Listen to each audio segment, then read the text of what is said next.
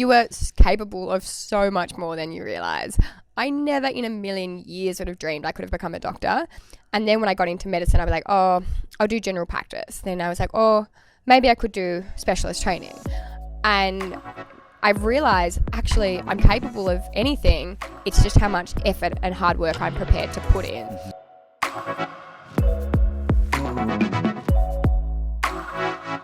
Hello, and welcome back to another episode of HPG Engage. It is my pleasure today to have Dr. Izzy Smith, a medical doctor specializing in endocrinology. How are you today? Good pronunciation, Thank Dwayne. you. I was first. nervous. I was nervous about that one. I jumped onto YouTube just to make sure Oh, I no got way. it I hear a right. lot of like endocrinology and weird words of pronunciation. It's a very odd word to read initially. So yeah, I jumped onto YouTube. I was like, let me make sure I get this right first go, because it'll not look well. No, well done. And I just outed myself there straight away.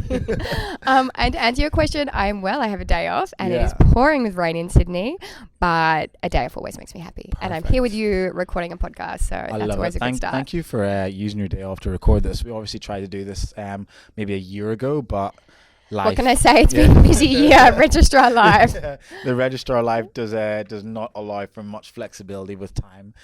But again, thank you very much for sitting down with me. Just to start off, I like to just get people's their Instagrams or how people can reach you right at the start so that we can get it out of the way, because sometimes I end up forgetting. So before we get into it, just to touch on your Instagram page, you've a good following on that, and you like to share a lot of great information, medical information on that. So can you just give us how people can reach you Sure. on that? And what I'm other internally platforms? cringing because it makes me feel like I'm trying to be an influencer and being like, this is my handle. She is. I'm not. I'm a doctor who likes to influence. It is Dr. Izzy, spelled with a Z, K. Smith. And yeah, I made my Instagram because I was so fed up and frustrated with just absolute bullshit information from real influencers about, balancing hormones and just incorrect stuff. So I was like, what's a platform that people can feel like is safe, reliable information. But yeah, it's Dr. Izzy K. Smith. Perfect. So as I've said, Dr. Izzy Smith is a medical doctor, a registrar, working in endocrinology. So let's just take it back to the start. Give a little bit about your background. What made you actually decide to study medicine, and also what university did you attend? Yeah. So I am from Tasmania. I didn't have any doctors in the family, so I never in a million years dreamed I could be a doctor. But I somehow managed to pull off a really good grade 12 score. And I was always really, really sporty and thought I'd be a physio. And then I got a bit sick when I was 18 after finishing grade 12. I got an autoimmune kidney problem called glomerulonephritis, which sucked, but it meant I had exposure to the healthcare system for the first time. And I had some really wonderful experiences and then some, less wonderful experiences. And that was a real insight into the patient experience for me, and also made me more interested in biology and science. Mm-hmm. So yeah, and I somehow got into University of Tasmania despite my crappy UMAT score. And I have changed my dreams a few different times. I graduated and did physician training, which, if anyone listening to, that's any ology. So cardiology, gastroenterology, endocrinology, as you pronounced so well before. Yes. And initially I wanted to do hematology, which is blood cancer stuff, but it was having a really negative impact on my mental health and mood just because of how sad it was, lots of death and dying. And then I thought about respiratory, then I thought maybe sports medicine, and then I had this eureka moment of endocrinology, that I could work as a physician but also work with athletes, as that is quite linked. So people who might have diabetes can, be playing sport, and female athletes. And also I realized I'm way more passionate about preventing health complications than treating them. So it's much more exciting to prevent the person needing the kidney transplant by managing their diabetes better than, doing the kidney transplant. So yeah, that's how I got into endocrinology, and I'm in my last year of specialist training. So I will be a consultant in 2024. Thank goodness. That is exciting. And just to clarify, how many years have you been working in hospital as a registrar in endocrinology? So I graduated from University of Tasmania in 2014, and this is my 9th year of working. I did take one locum year, and this year is my 4th year of advanced training. So I've been a registrar for 4 years now. Okay. That's a lot of studying. So altogether it'll probably be maybe 10 years or so. 9 years from graduation, and then the 5 years of uni. So, and then you never stop learning. You're still always True. studying, but hopefully a little bit less intense. So we're obviously a recruitment company in the healthcare space, so it's always interesting to hear about people's journey from, I guess, from high school, figuring out what they want to do, university, and then for you, obviously, finishing university and then going to like medical school and carrying on through your registrar for the last 4 years. But what has been the journey throughout that time been like for you? Can you just give us a quick insight into that? If I could explain it in one word, it would be a roller coaster. Mm-hmm. As I said, I never expected I would get into medicine. And I also, when I did, I had no idea how challenging it would be, in honesty. I think we see, being a doctor and we get, blinded by the excitement of having the letters DR in front of our name without any real understanding of the sacrifices that are involved. I have had multiple career changes, and that's been hard when you need to change direction, but ultimately led to where I am now. But there's been some really hard points where, in honesty, my mental health has been really impacted, I would say, from doing medicine, but lots of good points too. So definitely, those cliche drawings when they say success isn't a straight line, it's this squiggly-giggly line. Yeah. I think that would be my journey. I can only imagine. If you had to give someone some advice about, I guess, doing what you've done, I guess, quickly, what would you say to, I guess, and someone who's an intern, maybe just starting out, what would you say to them? I would say you don't need to rush. I think in medicine there's this culture of getting through your training and knowing what you want to do, and you almost feel like there's something wrong with you if you want to have a break. I took a locum year after my physician exams, and that was the best decision I could have ever made. I think sometimes we need thinking space, and you can't really have the time to properly reflect and think when you're working as a doctor, because often you're just so busy. Yeah. So my advice to an intern would be, think about don't rush into choosing a specialty. It's okay to take breaks. And also, if you're struggling at times, know it's really normal. I think the majority of people in medicine will ultimately, almost everyone, will have some really low points. And it's almost a matter of when, not if. And know that there's nothing wrong with you when that happens, and having a good support network and keeping up your hobbies and your friends outside of work, because ultimately medicine is just a job, and it's not going to be there for you if you can't work because of illness or something else. And those other parts in your life are so important for, your sustainability in your career, because the person who's most successful in medicine, in very classic, in inverted commas, success, they're not going to be the people necessarily that did everything by the time they were 35. It's the people that stay in it the longest, and that's about looking after yourself and sustainability. Kind of exactly. You said that you were happy you did a year of locum in between. Is that not a normal thing for someone to do, or would people just go all the way through? Or a lot of people go all the way through. So they go into grade 12, straight into medicine, straight through specialist training, straight to their PhD. Yeah. And it means it's not till they're 35 that they've ever had any agency over their own life and a break. I took a locum year, and I got mixed encouragement from my seniors at the time. I had just finished my basic physician exams, which I like these exams you do on your 4th year out or 5th year out, and it's years of study, really stressful, high failure rate, and I had no idea what specialty I wanted to do, and I was really lost. I just had a really tough time in my personal and professional life. I've been working in the country, and some people said, oh, don't take a year off. If you get onto a training program, just take the spot. And I remember sitting in a job interview for respiratory medicine being like, I just do not want to do this.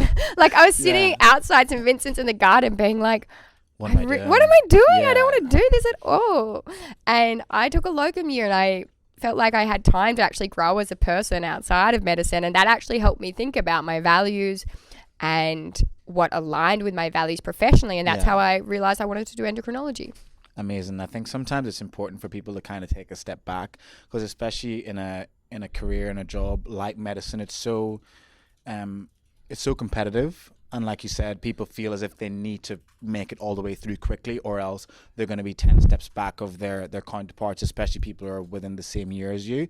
But again, it takes someone with a certain mindset to look after their own mental health first and think, I actually do need a break, because if I'm not able to bring my best self to this job, then the patients are going to probably suffer at some point.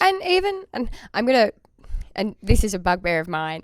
In medicine, often we talk about our own mental health as, you know, you need to look after your own mental health so you can be a better doctor. I'm also like, fuck this. Maybe I can just look after my mental health because I don't want to be miserable all the time. It doesn't always have to be this like so altruistic, I'll be better at caring for others, because, you know, we're people too. But no, you're 100% right. And also, I think medicine, it's so hard for it not to become your identity. You know, I have been essentially studying medicine since I was 18, and in some ways even before that, when I was doing chemistry, physics, biology, everything at school. So it is hard to not become your complete identity.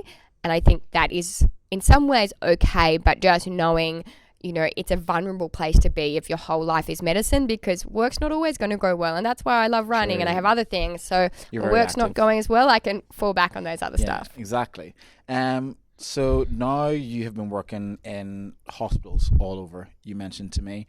And what has been the experience been like for you working in hospitals? Because where are you currently? What hospital are you at St. Vincent's. You're at St. Vincent's in Sydney. I'm moving to RPA in Inner West in about a month. Yeah, and what has the experience been like, I guess, whenever you first started in the hospital compared to, I guess, now, obviously with the years of experience you have? It's always a bit overwhelming starting somewhere new. Yeah. You have to learn new IT programs. You have to learn the names of everyone, where the radiology department is. So anyone who's junior listening to this, know it's very normal to be overwhelmed when you start a new job. I think it's definitely been interesting for me seeing how much culture varies from hospital to hospital, and how that comes from the top down. The culture at St. Vincent's is incredible, and you see the heads of department be very supportive and friendly to the other consultants. They're friendly to the registrars. That flows down to the junior doctors, and then it ultimately impacts how we treat patients, because if we're really nice to everyone at work, it would be completely out of character then to be rude to patients. Whereas I won't mention the hospital, but I have worked somewhere previously that was notorious for a bad culture, and I really saw how that flowed all the way down to patient care. So it's been interesting for me seeing that. Also seeing how healthcare differs rurally versus in urban areas, and even within the same city. I worked at Monash Hospital and Alfred Hospital in Melbourne, and at times it really blew my mind how they were only 15 kilometres apart, but I felt they were so different. It was very different. And then, you know, working rurally and that was quite challenging for me. I come from a family that are farming background and all really rural, and seeing that essentially there were people who were in the country, and I felt like maybe if they'd been in the city, their healthcare would have been different and their outcomes would have been different. And, you know, that for me morally is quite hard to grapple with. Yeah. And I feel, because obviously, you know this, but as to become a GP or a doctor here, you have to do a stint out in rural Australia, which I think is such an important thing that the government has actually put into place, because like you said, there is a lack of healthcare out there for people, just basic stuff. Like we've done a podcast with a dentist as well, and he went out and done stuff in the rural areas, and he said the discrepancy between the care between just trying to get into a GP in the country. It's insane. Let alone a bulk billing GP. And I find it interesting because there's these massive shortages of rural doctors, and you know, we never give, like, students never do GP placements, or as a no, they do. Sorry. Anyway, another bugbear is that they're always saying we need to get more people doing GP, but as junior doctors, we don't have that opportunity. So you need to really take a leap of faith. I didn't know that. Yeah, so you can do like you don't get to do rotations in general practice. Very, very rarely. Some places do, but generally it means that you've got to take this massive leap of faith of having worked in the hospitals your whole time and then going to general practice. And I know my personality, like the medicine is interesting, but more I like the people interactions. And I probably would have loved being a GP, but that was just too much of a risk because I'd never actually got to experience it. But yeah, it's a really big problem with, you know, general practice in general, and then especially in the rural areas of, you know, accessing medical care. That is, I didn't know that. Well, there you go. You've learned something new today. This is why we do the podcast. Hopefully we can talk some other endocrinology facts. So I'm just going to touch, because you're now working in endocrinology. What do you remember? At what point within your career progression that you decided that this was there a particular? I get asked this question a bit, and yeah. I think I'm trying to remember it. One of my friends who loves kind of, Tony Robbins and mentoring, I could have been completely lost, and he sat down with me and he gave me this advice of like, he works in allied health. What type of patients do you want to see? What kind of problems do you want to solve? What do you want your day to look like? And I think that made me realize I wanted to focus on keeping people well, and I wanted to work with young people. I also I did a stint in Katherine in Northern Territory, and I saw so many young people on dialysis or with end-stage heart failure due to poorly controlled type 2 diabetes, Indigenous people. And it made me think, if we manage this diabetes better, we can prevent all of these complications. So I don't know if there was one eureka moment. There might have been, but it was, it was this gradual, I think, thinking about my values, problems I like solving, and also taking time. I think sometimes we feel like we need to make a decision about our life or career, and we need to acknowledge sometimes it's just going to take life experiences to happen. So we learn what we want to do. Exactly. And that was that locum year for me. It's very much like serendipitous to a degree, where a lot of us may think we know exactly what we want to do. I know for me, when I was in high school, I had this version of how my life was going to go. Were you going to be a professional soccer player? I've got bad knees now. I knew that wasn't going to happen from like 16. My knees were just horrible. But when you're younger, you have this idea, because you're so ignorant to the world. You're so ignorant to what. And of course you are. You're like 15. Yeah, you have it's no clue. insane we expect young people to know. I'm still working out what I want to do. I'm still... Honestly, I just turned 30, and I'm also like that. I'm like, you're always going back and forth about what the potential are. I think that's modern day society as well. We don't do the same career for 40 years, thank goodness, because I would get so bored. Yeah. And I think it's really good to encourage people that, you are going to change and your goals are going to change. And that's normal, because the goals that were right for you when you were 17 are going to be completely different to what is right for you at... You're young, you're only 30. I turned 32 the other day. Oh my God, I'm so old. Thank God for Botox. Your goals, goals and what rights for you change as your life and you grow as a person. And touching on, I guess, young people, what do you think are probably, because you've obviously been working as a doctor for a good amount of years now, what do you think are probably some of the challenges we're in 2023, leading in 2023, that young aspiring doctors are going to probably be having? So one, very, very competitive to get onto training programs. So that's something, and it means because it is so competitive, you're never going, and it shouldn't be like this, but it is, you're never going to complain about unfair working conditions, because if you complain, you won't get a good reference from your senior. True. And you're dependent on that referee to get you onto a training program. Yeah. So it's this perfect recipe for extortion, that junior doctors can be overworked, and feel like they can't do anything about it. And then because there's this also pretty toxic culture in medicine of not wanting to show weakness or vulnerability, or like you're not coping, as if that's a personal failure, when in reality we know 20% of doctors get depressed, 1 in 10 have suicide ideation. Yeah. So it's not like it's an individual problem, it's a system issue, but we feel like we can't speak up. And that the cultures are slowly changing. We've got, Crazy Socks for Docs Day, which hospital execs now, do this Crazy Socks for Docs Day, and it's like they've ticked off their box of we care about junior doctor wellbeing. It's like, are you okay day? Like, what happens if I say no? So I think mental health and the competitive career, how competitive it is, and now it's expected to do research. So not only are you working full time, not only are you studying for specialist exams, or you also are having to do research on top of, your normal job, and try and maintain some type of, health and social life. So there's a lot. Other pressures, I think as well, workplaces are changing, and it is tough when everyone else has work flexibility and they can work from home a couple of days from a week.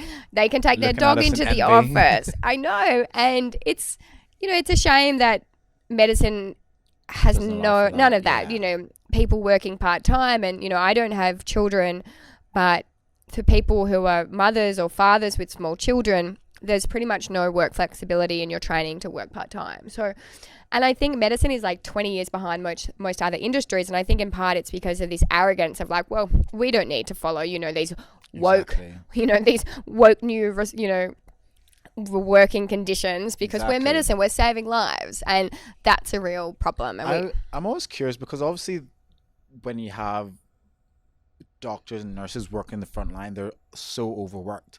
But then people say that getting into these training programs is so competitive, but they're obviously so competitive because there's so many people trying to get in, but there's not enough spaces. In my ignorant head, who's not it's there, not. I don't think it's ignorant. I reckon you're gonna get onto a good point. I'm just like, why are we struggling when there's so many people trying to get in there? I don't understand the correlation between that.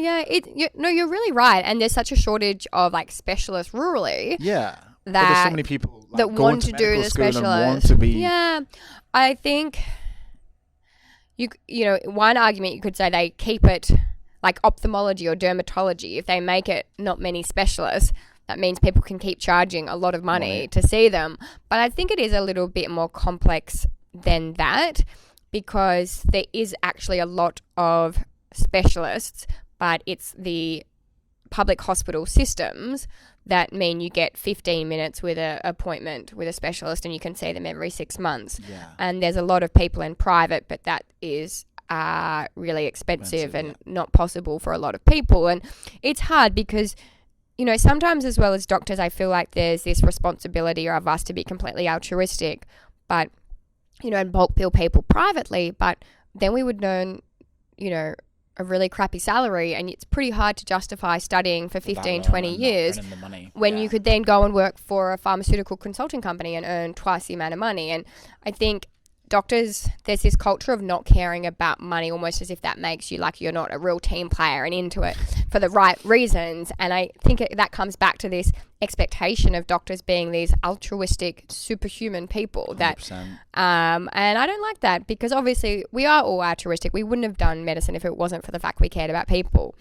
But you still want to get paid for what you're doing and for the time and money that you've put in yourself, obviously, to study. There's a good balance that needs to be had, I think. And I think that's an issue with like NHS, that everyone's just leaving because, they get paid terrible conditions. But you're right, I don't know the exact perfect answer for why it's so competitive when it seems like there's a shortage of healthcare. But I also think it's the healthcare system in, lack of money and funding spent on primary healthcare and prevention, because it's a lot easier as a politician to say we cut elective surgery list by this amount.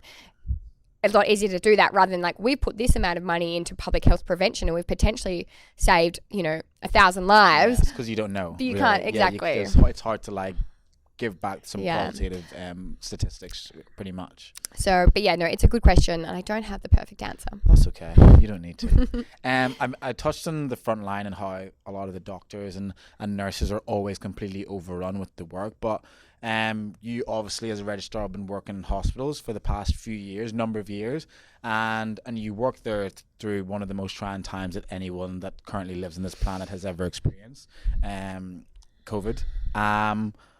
How was that for you? Because obviously from the outside in, we only know so much. We only see what they tell us on the news, and we only see what we see on social media. And I obviously follow you on social media, so I was seeing your posts about you had your mask on for days and it started to scar your skin and stuff like that. What was that experience like for you, trying to navigate that? Yeah, so I guess the first thing I would say was, as doctors, we felt it was just as new and unfamiliar and potentially scary for us as it was for everyone else. And I think sometimes people looked at local doctors as if we had the answers when it was just as new to us. We hadn't been studying COVID through medical school, but I was actually doing a general medicine year and working in general medicine and in the ICU at that point.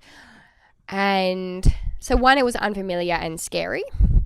Then when I was in Canberra working in endocrinology, so I wasn't as much on the front line then. I was doing cover shifts and helping out general medicine.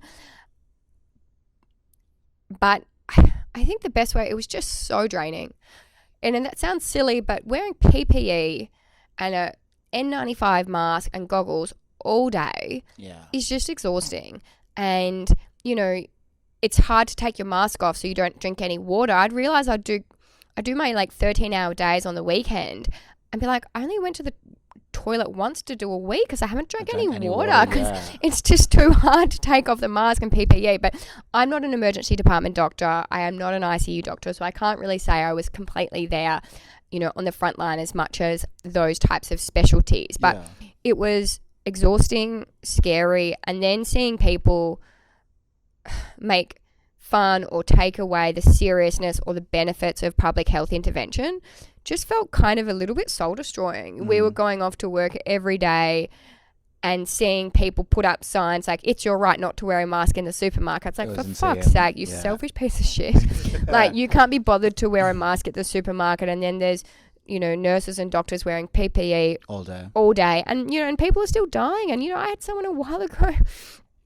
and it's obviously there's, I won't go on to vaccine stuff, but, still having people who are elderly with health factors not vaccinated and dying of COVID. And you do wonder, like, would you have not died if you'd been vaccinated? Yeah. And COVID is still going around. I'm working at St. Vincent's and in the transplant department. And so, COVID is still very much a real thing. But to sum it up, scary, exhausting, and frustrating. So in terms of, I guess, working throughout that time, obviously you're an endocrinologist, and that's all to do with the immune system. Was there any... Sorry, hormones. Close. That's immunology. So endocrine, I'll give a little education session. We haven't really explained exactly what an endocrinologist does. An endocrine organ is an organ that creates hormones. Endo means inside. And our endocrine system is very complex, but essentially it's all our hormone secreting organs, and almost all of our physiology is controlled by hormones. So there's our pituitary and our hypothalamus that sit in our brain, and they control things like our thyroid, our ovaries or testes, our adrenal glands, growth hormone, and then there's like insulin and pancreas. So, and endocrinology also looks after like reproductive hormones, so fertility stuff, osteoporosis. So it's very broad, but I think the broadness is what also appeals to me because I get distracted easily, and so I've got lots of different organs. It's amazing. What are some of like the most exciting things I guess happen within endocrinology right now, when it maybe comes to, I guess, medical devices or things that have been, I guess, discovered recently in terms of treatments and preventative treatments specifically? So I guess I've got two answers. One is generally in endocrinology what most people would say exciting, and then what I find particularly exciting. So for the first part, there are, a lot of new medications for diabetes that we've been, we were testing them for diabetes, and then we also found, oh my goodness, there's like 30% less heart failure exacerbations, and people's kidney function isn't declining, and their fatty liver disease is getting better. So that was a new class of medication that didn't exist when I was at medical school. They're called SGLT2 inhibitors, and then improving treatments for obesity as well. I think as as or final year endocrine registrar, I look at obesity as like a disease and something that deserves medical treatment and support. So, really amazing new treatments for obesity. And then in type 1 diabetes, which is an autoimmune condition that destroys the cells of the pancreas that make insulin, we have almost, biological, like a not biological, bionic pancreases. So, really improving, especially for young people, rather than having to prick their fingers all the time and do multiple injections, the care for type 1 diabetes is improving. So, but for me, what is really exciting and my passion is female athletes. And there is a lot of increasing research and attention to the importance of hormones and the menstrual cycle for female athletes. And I've actually part of a company that is called FEMMI, and we create educational programs and coaching for female athletes. So, educating the coaches, the athletes, the PE teachers of why, understanding of the female hormone system and menstrual cycle is so important for both athletic performance and long-term like athletic sustainability. So that's something that is really exciting for me, and through social media really, because I started posting a little bit on, menstrual cycle stuff. That's how I got involved in this company, and that's really ended up leading my career that I will kind of specialize in this niche area called sports endocrinology.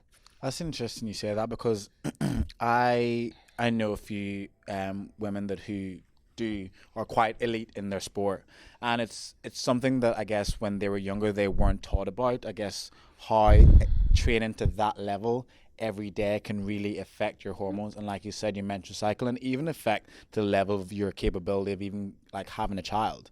And there's certain things like that I guess the lack of education was not given to them from high school onwards, and then for some of them there is an issue where they're trying to now navigate like, oh my goodness, I'm getting to this age and I want to have a kid, but me and my partner are struggling. So is that kind of something that you guys it's covered one to part that degree? of that of, you know, if you lose your period, you're not going to be able to fall pregnant, but also looking at the health complications of losing your period. So low estrogen that impacts your bone health, your mental health, your, you know, cardiovascular health. And what you said is exactly correct about the education. I do talk sometimes, and I put up that video, and I'm going to show my age here, but can you remember the movie Mean Girls? And there's the PE teacher that says, like, do not have sex because you will fall pregnant and you will die. And that is satire, but it's not that far from the truth. People literally, kids would have watched that and think, oh my God, I can't do that. Well, but I feel like that's pretty much what high school health education was. How not to fall pregnant. And as if that was the only thing that as females we needed to know about our body. And even then it wasn't taught very well. And so educating women, and because there's still a bit of a taboo of talking about periods and menstrual cycles. And I also, in my talks, I get people to talk about the most ridiculous words we have for periods, like, you know, Auntie Flo, Shark Week, and I'm like, can we just freaking call it what it, like a period? Auntie Flo. Auntie Flo. Yeah, like Auntie Flo has arrived. Like I've never heard of that one. Well, I've heard of Shark Week. And then it's like, what's more offensive to say, period or Shark Week? Like, and oh my goodness. So got tear in my eyes. So, you know, taking away the stigma of like, we all get like, half of the population get periods. They're required for people, like for civilization to exist. So taking away the stigma and making them more comfortable topics for men and women to talk about.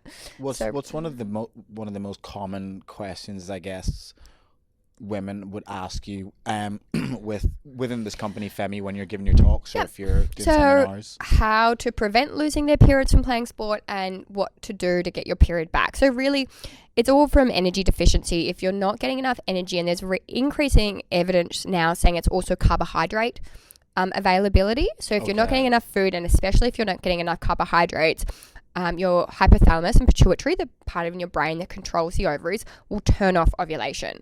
And that's its body protecting itself, saying, I don't want to fall pregnant right now. I'm not healthy enough to, you know, maintain a pregnancy.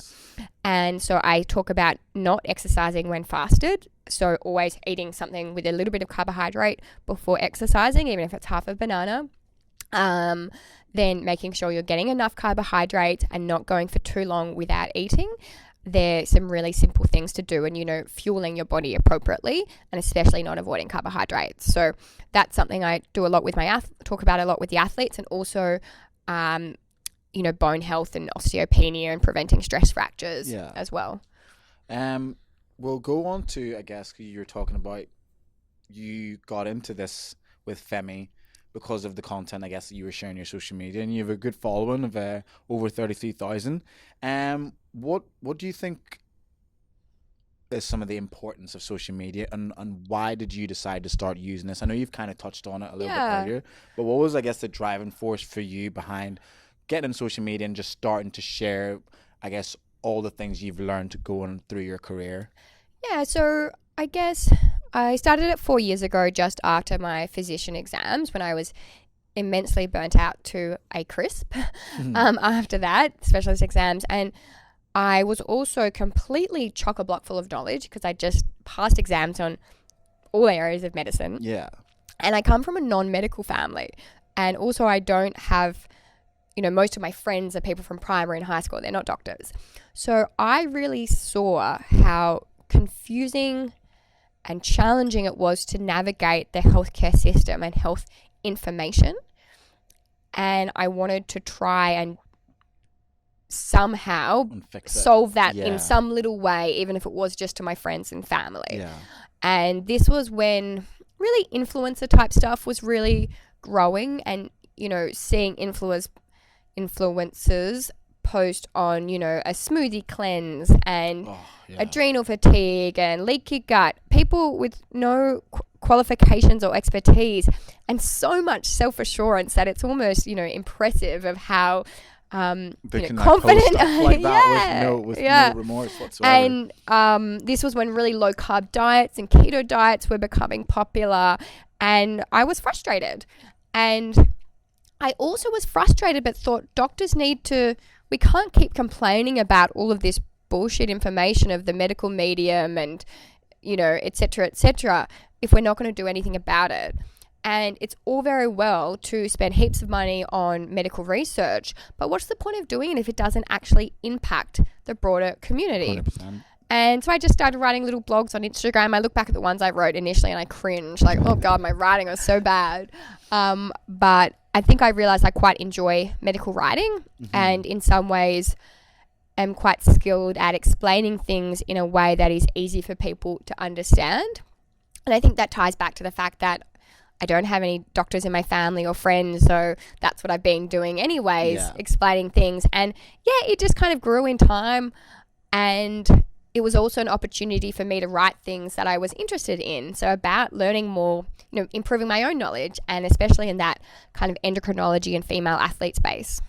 Yeah, I think it's so important for people like yourself, doctors in particular, to put themselves in a position where they can influence. Like you said, you're a doctor that influences or tries to influence, because there's just so much misinformation out there, especially over the past few years. But COVID was a good example. Like that was how funny was the 5G? Like COVID, was it like COVID is being spread through 5G? Because in places where there's loads of 5G towers, that's where there's a high level of COVID cases. I'm like, no. It's like population is high. There's more people that live in the city. Made me realize, it's so funny how like crazy. The people who were saying this were like, oh, you guys are sheep for believing. And you're like, you're the one believing the absolute ridiculous ideas. Crazy. And again, that's why it's so important for people like yourself to be there, to be a voice of reason and a voice of act, coming from an educational background, who can say, no, that's not how science works.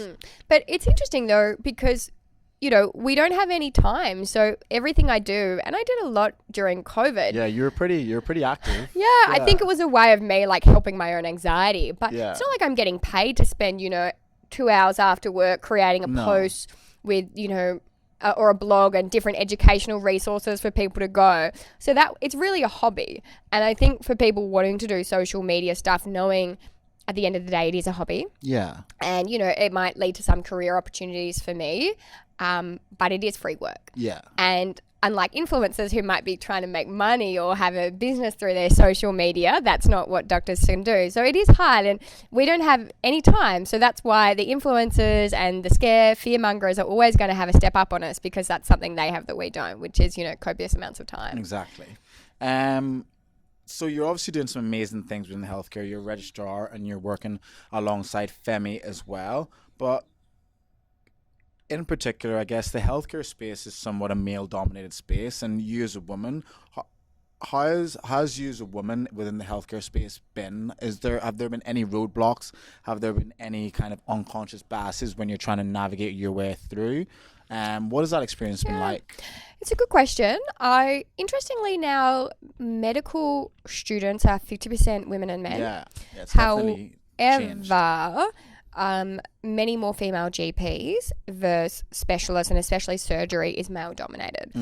The specialty I do, endocrinology, is actually quite a female. I don't know what the numbers are, but I think there's more women than men even.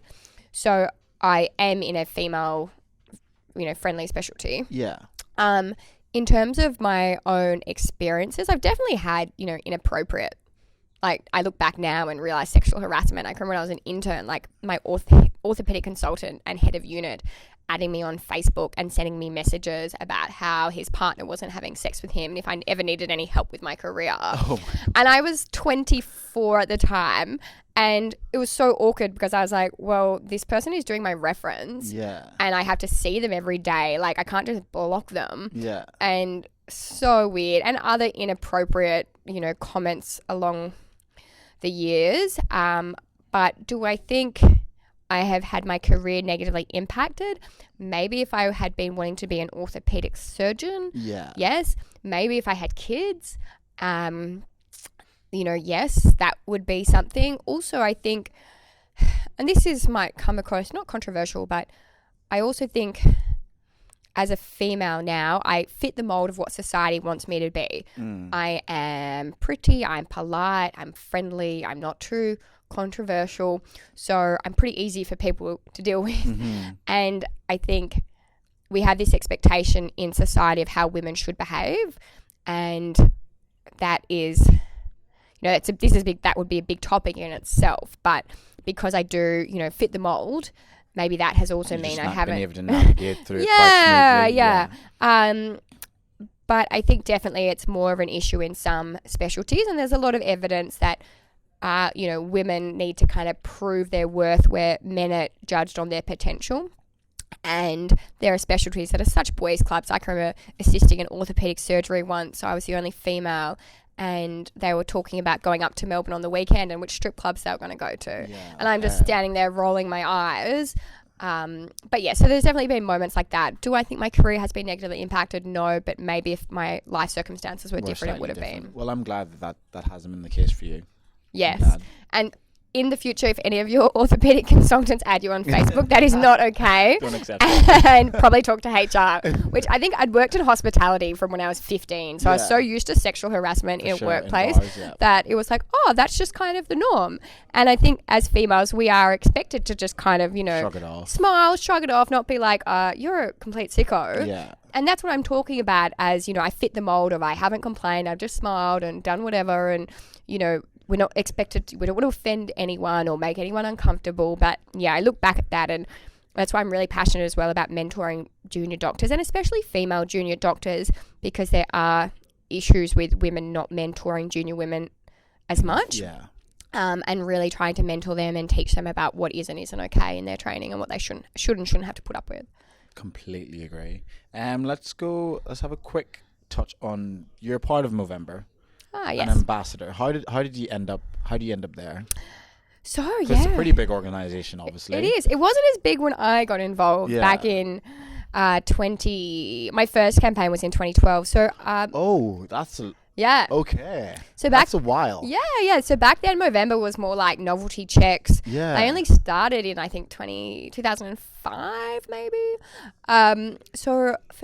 To cut a long story short, my dad died of cancer just before I turned 3, and he was a farmer, and didn't go to the doctor when signs were wrong. When he did go to the doctor said you should have this biopsy that could be cancer, and I know the doctor, he's a bit of a dick. Small country town. And my dad was like, no, and carried on. And, by the time he was diagnosed, he had metastatic lymphoma and died, within that year. And I hadn't really celebrated my dad's memory.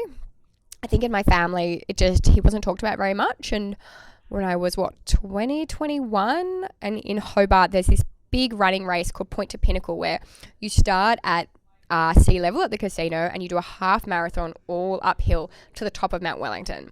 So it's 21 Ks up, but like 1,300 meters of elevation. Oh my goodness. Yeah, so it's just a pretty solid grind, and it's like half the elevation is in the last 7K. So it's a tough race, and I had done a bit of running, but my background was actually gymnastics, so I hadn't really been an endurance runner, but I trained for it, and I decided to raise money for Movember, and I actually ended up coming 19th and going quite well. Oh, that's impressive. Yeah, well, I hadn't really done any running before, and raised $5,000 for Movember.